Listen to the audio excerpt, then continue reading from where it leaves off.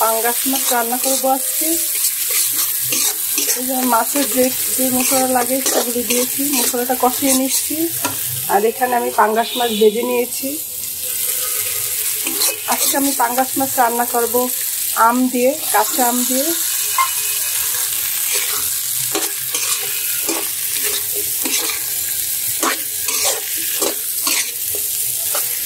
কিছুক্ষণ কষিয়ে নিচ্ছি।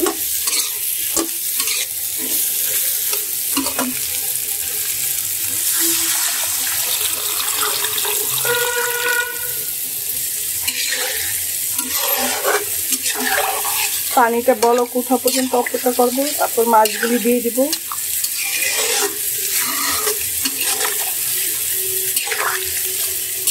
আম দিয়ে মাছ রান্না করতেছি আজকে, ফার্স্ট টাইম রান্না করতেছি, আর কখনো এভাবে রান্না করিনি।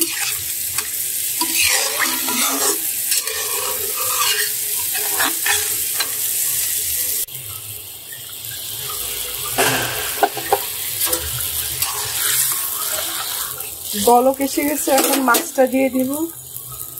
আর আম দিয়ে ফার্স্ট টাইম যেহেতু রান্না করতেছি, কেমন হবে জানি না, তবে মনে হয় ভালোই হবে, কারণ পাঙ্গাস মাছটা একটু তৈলাক্ত মাছ, জন্য আমটা দিলে একটু চুকা চুকা হবে, মজাই হবে।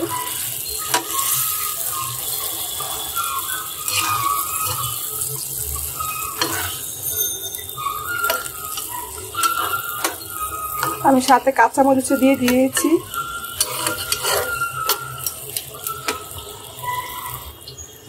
নামানোর আগে একটু জিরা ভাজা দিয়ে দিলাম।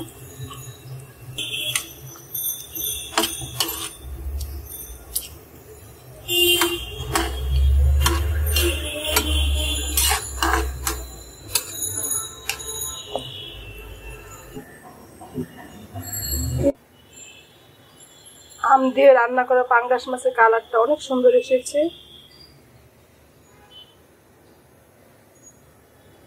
আজকের মতো এই পর্যন্তই। আল্লাহ হাফেজ।